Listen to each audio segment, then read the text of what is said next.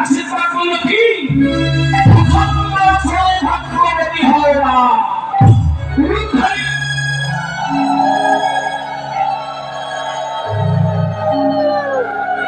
তোমার শীতের সিঁদুরটা যেন অখণ্ড হয়ে থাকে। বুঝতে পেরেছ তোমার অখণ্ড সৌভাগ্যবতী হওয়া যেই না বলেছে দ্রৌপদী চমক উঠে বলতে, দাদু তুমি আমার সেই আশীর্বাদ করো। তুমি কে? তুমি আমাকে দাদু বলে ডাকলে তুমি কে? দ্রৌপদী বলছে, দাদু আমি পাঞ্চালী। দ্রৌপদীর একটা নাম ছিল পাঞ্চালী, জানো তোমার কেন?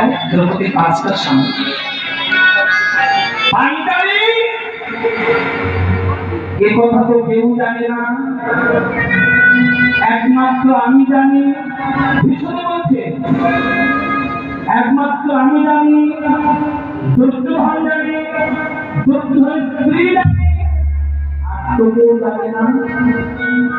পাঞ্চালী তুই এখানে কেমন করে আসলি?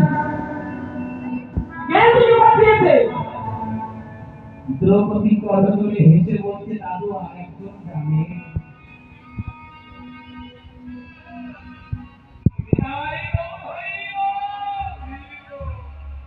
এই জায়গাটা খুব ভালো করে শুনে নিন, যার জন্য এখন তো বলা।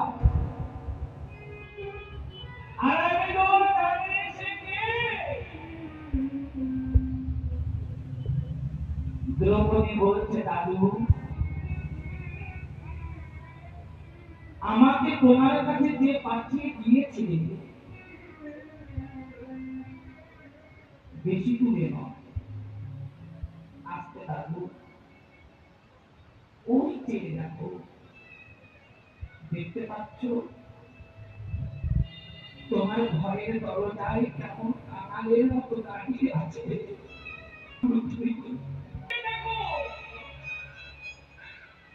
তোমার ঘরের দরজায় কেমন কাঙালের মতো দাঁড়িয়ে আছে। ধ্যানটা ছেড়ে দিয়েছে।